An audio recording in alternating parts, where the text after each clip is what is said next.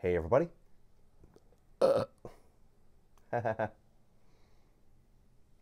Hey everybody.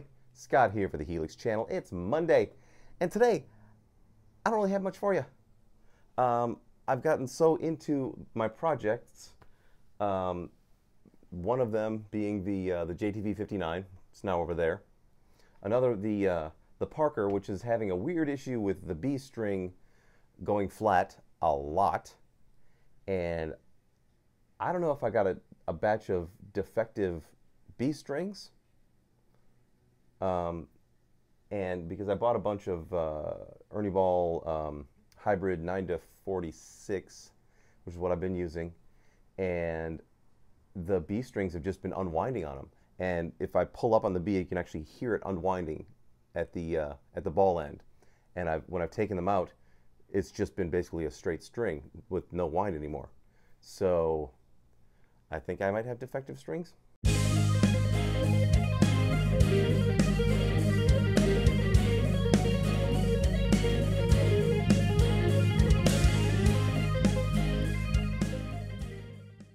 And to try and prove that, let me show you what I did.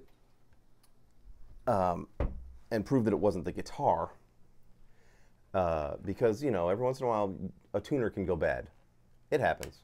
It's kind of rare, especially with Spurzels. But, so I took off the E tuner and the B tuner, which are basically the exact same height, and swapped them. And the B continues to go flat.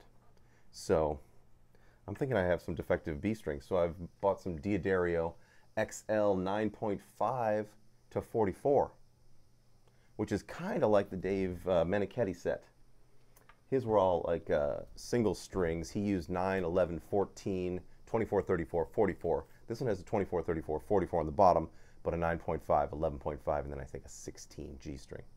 So I'm going to give those a shot because I really want to use this guitar for that for those fill-in gigs down in South Padre. And another project. This is a bigger project.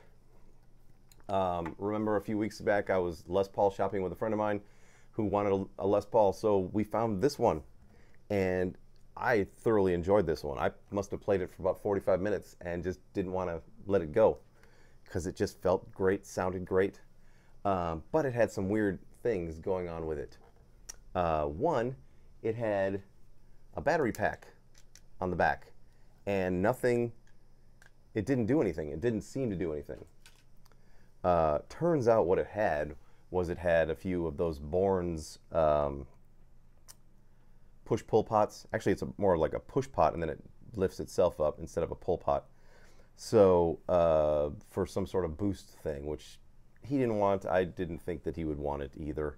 And so what we're going to do is I ordered a pre-wired wiring harness from the guys at Sigler Music, 920D, in the house. Oh. And gonna put a super distortion in here, DiMarzio, and then a DiMarzio, something else to fit here, maybe a Fred, maybe an Air Norton, something a little less hot than the bridge. And then the pickups that were in this are gonna go into my JTV 59. It had a Super 57 and a Classic. So it's a cool guitar. It has some weird finish issues too. It's like flat on the back, and the sides are very odd. So what I'm gonna do is I'm gonna make it flat, but consistently flat, because it's not consistently flat on the sides. And but the top, you know, I mean, this is from 2013, so it's you know, but the frets are in incredible shape. The neck feels great. Everything else about it is awesome.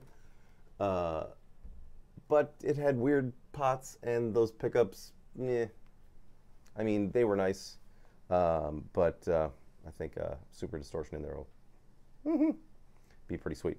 So that's what's happening. I also tried out the new 3 Sigma Audio IRs, the improved IRs, and I have to say they're not very different, but it's one of those things that unless you get them to super cranked volume, you're not going to hear the differences. And I can't crank it loud enough in here to be able to tell. So what I'm doing is I'm swapping them all out, and then I'm going to play it at rehearsal next week for the fill-in gigs, and then get back to you then. But so far, I like them. I'm hearing a tiny little bit more mid-range bite and a little bit more overall output. just a hair, tiny bit. Other than that, I can't really notice any difference. So like I said, at super cranked volume, maybe I'll notice something different. So that is all that's going on today. Yeah, I spent the time fucking around with that guitar all morning long and afternoon. Oh, oy. But I will be back tomorrow with something new, something different, something fun. So stay tuned. Come on back. I'll see you then. The what do you call it? The O Canada presets should be up on the website